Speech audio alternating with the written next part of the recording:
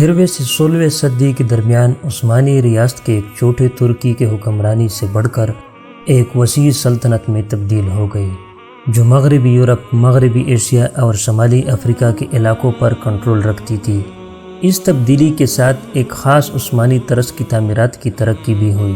عثمانی حکومت کے تحت جمع ہونے والے مختلف علاقوں جن کی زبان، مذہب یا ثقافت میں بہت کم مشترکات تھی، میں بڑے بڑے گنبد اور پتلے بلند میناروں کے ساتھ یادگار عمارتیں عثمانی عظمت کی نمایاں نشانیاں تھیں۔ جو شخص کلاسیکی عثمانی تعمیراتی انداز کو ترقی دینے اور بہتر بنانے کا سب سے زیادہ ذمہ دار تھا، وہ ایک معمار تھا جس کا نام سنان تھا۔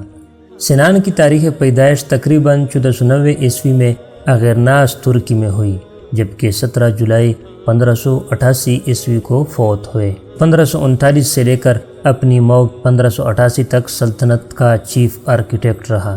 اس دوران اس نے سینکڑوں عمارتی ڈیزائن کیے، جن میں مساجد، محلات، حمام، قبریں اور کاروانسرائے شامل ہیں، اور سینکڑوں مزید تعمیراتوں کی نگرانی کی۔ سنان ایک عیسائی خاندان میں جنوب مشرق اناطولیہ میں پیدا ہوا۔ جب وہ 21 سال کا ہوا تو اس سے جنیسری کورس میں شامل کیا گیا، جو ایک اعلیٰ عثمانی پیادہ فوج ہے جس میں نوجوان بے گھر اور لاوارث لڑکوں کو سلطنت کے عیسائی علاقوں سے بھرتی کیا جاتا تھا۔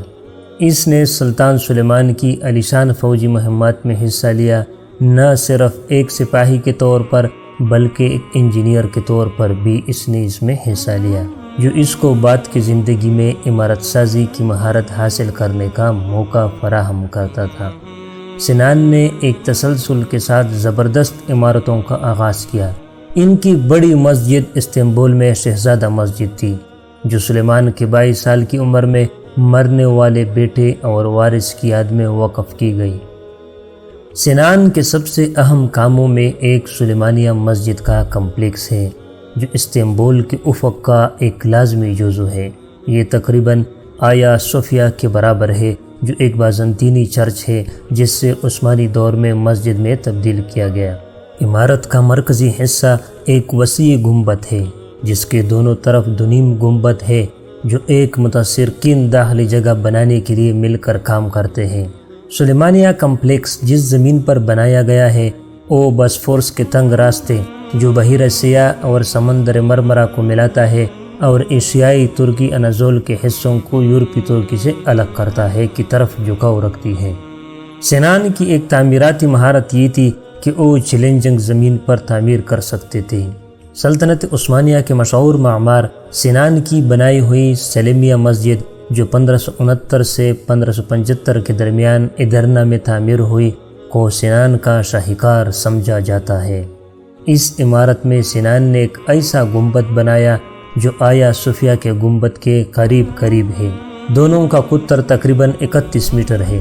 گنبد معمول کے 4 بڑے گاٹوں کے بجائے ایک اکٹاگون میں 8 پیئرز پر بیٹھا ہے، جس سے مرکزی جگہ کو کشادگی اور بے وزنی کا احساس ملتا ہے، جو سینکڑوں چھوٹی کڑکیوں سے اندر آنے والی روشنی سے بہتر ہوتا ہے۔ پانی کے کنارے پر بنایا گیا ایک کم ڈھانچہ خاص طور پر کشتیوں میں داخل ہونے اور باہر جانے کے لیے استعمال ہوتا ہے۔ سلیمیہ مسجد کی تکمیل کے بعد سنان نے 1588 میں اپنی وفات تک چھوٹے عمارتوں کا ڈیزائن بنانا جاری رکھا۔